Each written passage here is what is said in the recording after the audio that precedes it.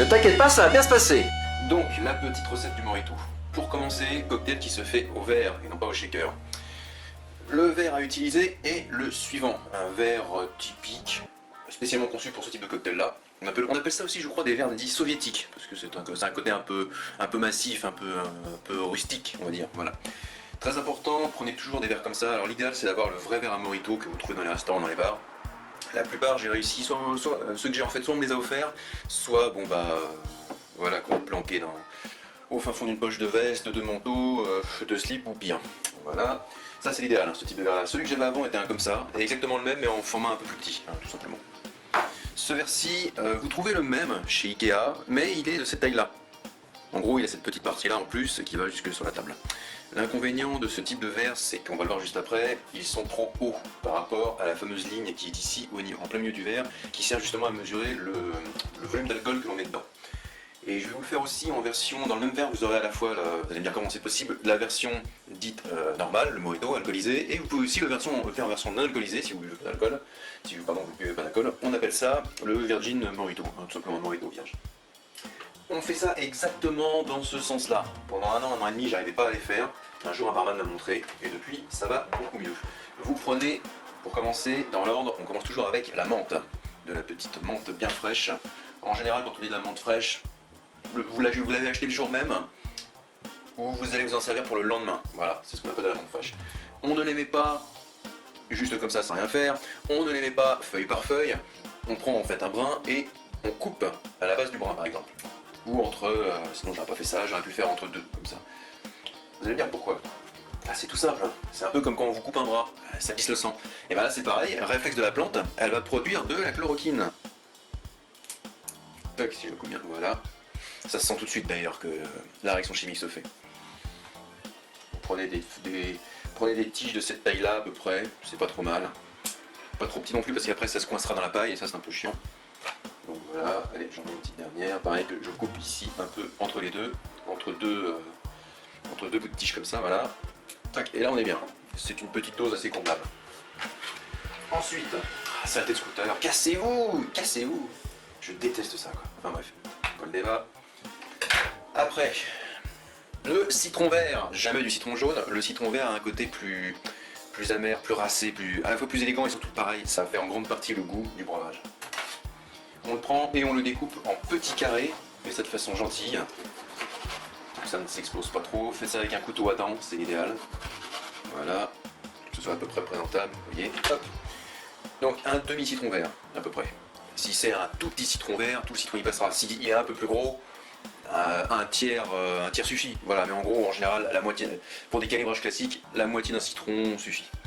Maintenant qu'on a fait ça, on passe au petit pilon avec lequel nous allons donc légèrement, inutile d'y aller comme un bourrin, concasser, cassez-vous, ils font du bruit, putain je veux pas ça, concasser en fait la chose. Ne le faites pas trop, ça sert à rien parce que sinon après ça ne ressemble pas à grand chose. Hop, une petite cuillère légèrement retournée vers le haut, ça aura plus de gueule. Ensuite, nous passons à la cassonade. Du sucre roux, hein, tout simplement. Hop, on en met une bonne louche que l'on saupoudre par-dessus.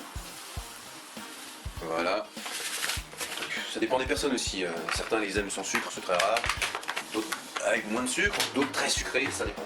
Enfin, en tout cas, faites jamais ça avec quelque chose de liquide, du style du frigolet, du canadou, ça n'a pas le même goût, c'est pas pareil. Et surtout, étant donné que c'est de la cassonade, quand vous vous servirez après de votre paille pour boire le breuvage au fin fond du truc, vous sentirez le côté croquant. Ça fait en grande partie le charme du cocktail. Ça et plusieurs autres choses comme on l'a vu, la menthe, le citron, et on va y arriver après, la glace et le rhum. Parce que c'est un cocktail à la base de rhum.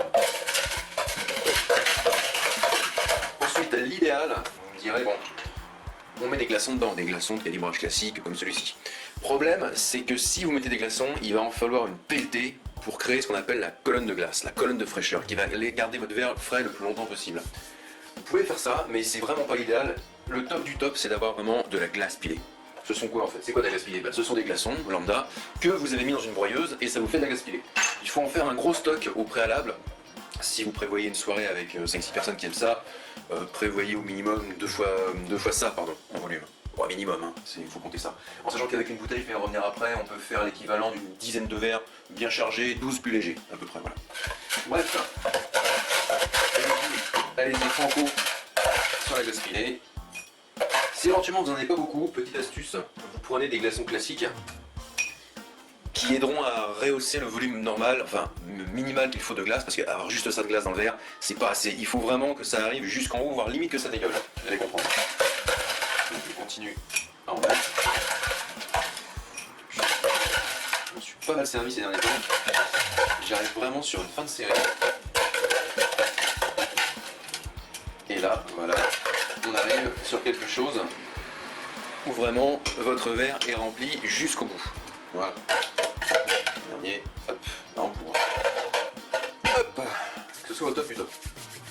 Bien, c'est à partir de là où la recette diffère. Si vous le voulez sans alcool, c'est tout bête. Il vous suffit tout simplement de passer. Alors faites pas ça avec de l'eau plate, hein. Faites ça avec de l'eau gazeuse. En général, moi j'utilise de la Kézak. Vous pouvez faire ça avec du Perrier, c'est encore mieux parce que ça bulle encore plus. Et vous pouvez le faire également, si vous êtes vraiment fine gueule, avec de la San Pellegrino, qui a des bulles plus fines que le Perrier ou la Kézak, mais qui va donner un petit côté un peu légèrement salé, alcalin à la chose, qui va contrebalancer avec le sucre. Bon, ça transcende pas le cocktail, mais c'est bon à savoir. Donc vous versez, si vous ne voulez pas d'alcool, directement votre eau gazeuse dedans, jusqu'à ce que le niveau remonte tout doucement, parce que le liquide va passer entre les différents ingrédients, et notamment la glace pilée, et vous le laissez jusqu'ici. La version la plus commune avec alcool, la voici, elle arrive, je vous sens venir. On fait ça donc avec du rhum, pas n'importe lequel, avec du rhum cubain. Le mojito étant un cocktail cubain, on fait donc ça avec un rhum local. Inutile de faire ça avec, je ne sais pas, par exemple, de la cachaça brésilienne ou comment dire, du rhum agricole qu'on trouve donc dans les autres Antilles, puisque Cuba c'est les Antilles, la plus grande île des Antilles d'ailleurs. Qu'est-ce que je dis des Antilles, des Caraïbes? J'ai un doute là. Non, je dis une grosse connerie, c'est les Caraïbes. J'ai un gros doute, mais enfin bref, c'est utile, je perds encore un peu. Gardez à l'idée que c'est du rhum cubain qu'il faut pour ce cocktail qui est cubain. Vous pouvez prendre au choix au minimum du Havana Club 3 ans, c'est la même bouteille que ça, sauf qu'il est de couleur plus jaune paille. Celui-là c'est du Havana dit spécial, pour 2 € de plus, le goût est quand même meilleur. Si vraiment vous voulez vous faire plaisir, vous pouvez opter sur du Bacardi 8 ans. Alors là c'est encore meilleur. J'ai vu il n'y a pas longtemps que Bacardi a sorti une bouteille en, je crois que c'est 5 ans. Je ne l'ai pas encore testé, mais ça doit être pas mal aussi. Disons que on commence avec du Havana Club 3 ans, ensuite du Havana Club spécial, le Havana 5 ans, et vraiment le top du top, le Havana 8 ans. Pardon, le Bacardi 5 ans et Bacardi 8 ans. Là on est vraiment sur du top.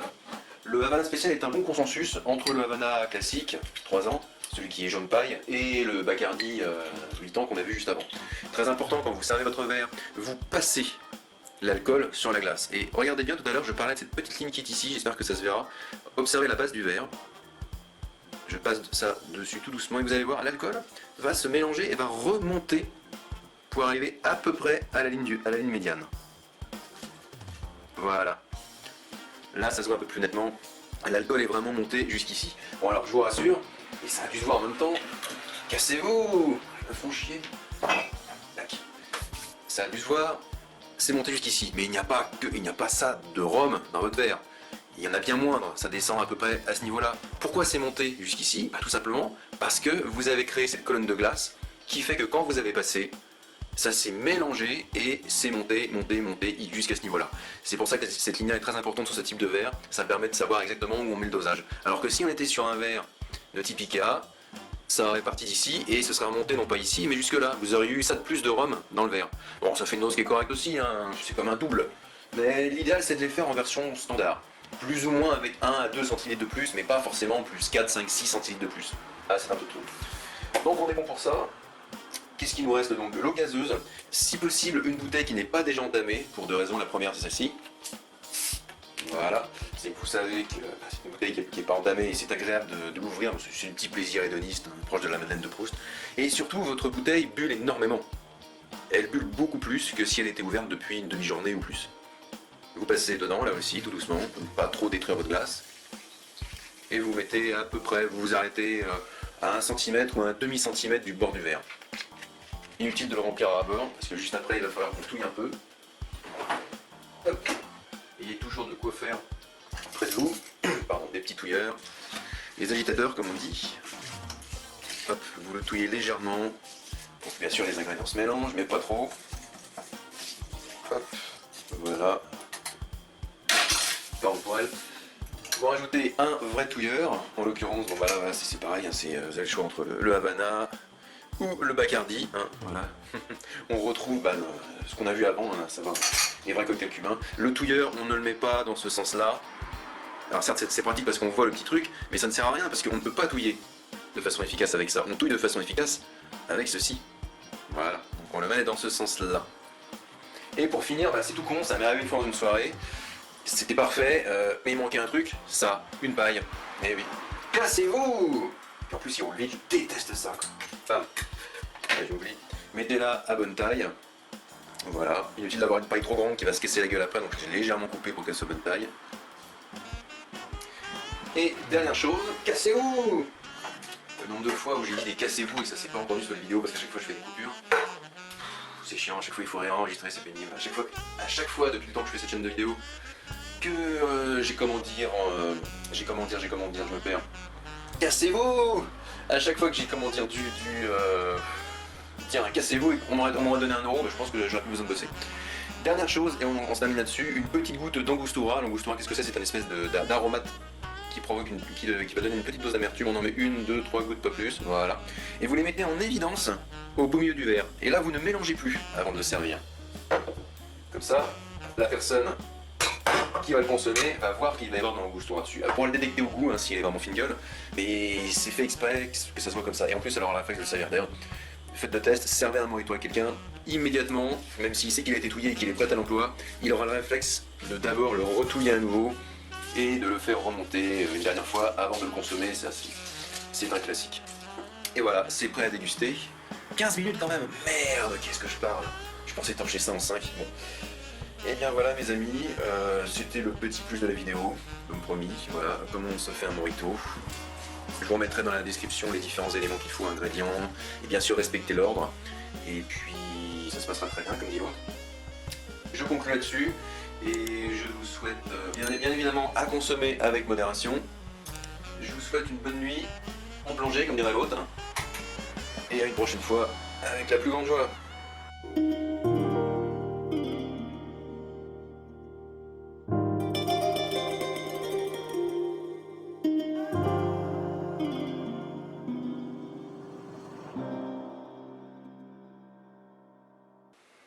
Tout de même, faudrait quand même que j'arrête un peu, moi.